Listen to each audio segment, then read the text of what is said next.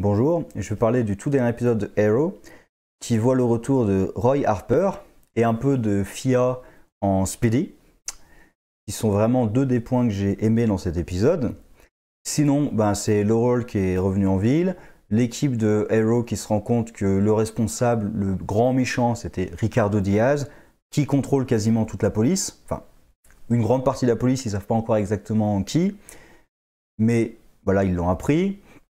Il y a Laurel qui finit par le rejoindre et ils ont un nouveau témoin. Vu que leur affaire s'est complètement effondrée avec la mort de Kayden James, ils n'ont plus rien sur René pour le faire chanter, pour qu'il témoigne contre Oliver. Mais ils ont un nouveau témoin, Roy Harper, qui a été capturé, qui se fait torturer. Et du coup, Fia décide d'aller le secourir en reprenant le costume de Speedy, ce qui fait que non seulement Roy Harper a une très bonne raison d'être là, vu qu'il a été capturé à cause de ses liens avec Oliver, et il l'amène en ville pour le faire témoigner. Et Fia a une très bonne raison de reprendre son costume, sauver l'homme qu'elle aime. Donc les deux points sont très bien amenés, justifiés, il n'y a aucun problème. Et le grand méchant Ricardo Diaz, par contre, ça continue à être un méchant en mousse. Il est vrai, parce que là, en un épisode, tout a été dévoilé sur lui. Alors la question c'est, comment est-ce que l'équipe n'a pas réussi à le faire avant, et même, j'irai plus loin, comment est-ce que Kayden James n'a pas réussi à le faire avant, mais mettons ça de côté. Et Ricardo Diaz, à la toute fin, déjà, il se fait avoir sur... Enfin, tout est découvert. Et à la fin, alors ça fait partie de son plan que Oliver ait trouvé sa base et tout, d'accord. À la fin, il est face à Oliver et il lui dit qu'il va le laisser partir, machin et tout. Oliver, il peut tout à fait lui mettre une flèche dans la tête, hein. Parce que... Ils arrêtent pas de dire qu'il tue pas, tuer c'est mal, machin et tout, mais pendant les combats, on voit des gros plans. J'ai vu un gros plan sur la poitrine du mec avec une flèche dedans. Donc je suis navré, tu peux bien dire ce que tu veux sur... Non, mais je leur mets une flèche, mais c'est non létal. Oui, enfin, les mecs, ils sont morts, je suis navré. Ça, c'est toujours les trucs de super-héros, de non, mais c'était une balle non létale, c'est une flèche non létale. C'est une flèche non létale, mais le mec, il se relève pas, quoi. Donc, oui, il y en a qui sont morts, hein. On peut tourner le truc autant qu'on veut, donc... C'est peut-être je tue pas de sang-froid, mais bon, là Ricardo Diaz, il peut très bien lui mettre une... Sinon il le tue pas avec sa flèche, il peut très bien lui mettre une flèche dans l'épaule, lui mettre une flèche n'importe où, enfin il peut vraiment l'estropier avec ses flèches. Et l'autre Ricardo Diaz, il est devant tranquille en disant oh tu m'arrêteras jamais, j'ai juste torturé ton copain, j'ai menacé de torturer ta sœur, mais tu vas rien me faire. Mais pourquoi? Enfin, qu'est-ce qui fait que tu es sûr de toi? Et c'est ça, qu'est-ce qui fait que Ricardo Diaz est sûr de lui que Oliver va pas essayer de le tuer? Il est quand même un peu con ce méchant. Et aussi, en quoi ça fait partie de son plan? Enfin, on verra par la suite, mais il fait révéler à Laurel l'endroit où il se trouve. Alors certainement afin qu'elle gagne la confiance du groupe, j'imagine. C'est la chose la plus logique, à mes yeux. Donc on verra où ça mène. Sinon, l'épisode, moi j'ai plutôt apprécié. Le grand méchant, pour moi, ça reste un méchant en mousse, mais l'épisode en lui-même, j'ai vraiment apprécié, surtout le retour de Roy et Speedy, du coup.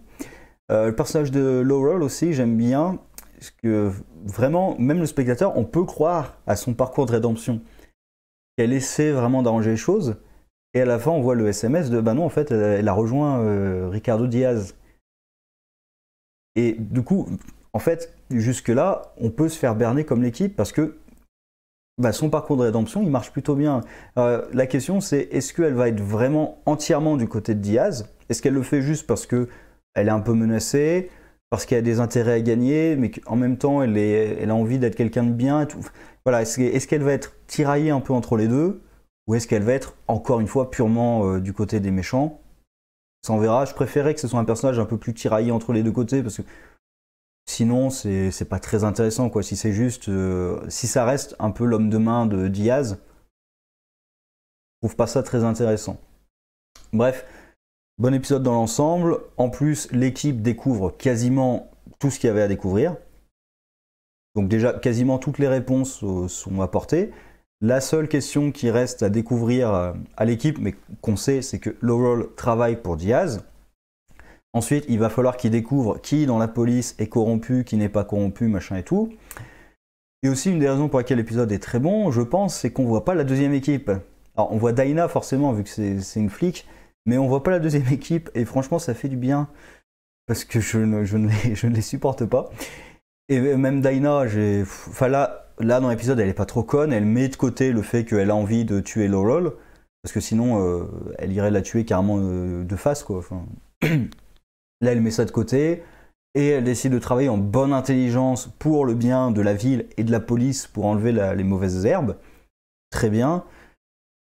Et j'attends de voir la suite, ce qu'ils vont faire. Est-ce que Roy va réintervenir ou pas? Est-ce que Speedy va continuer à jouer de l'arc ou pas?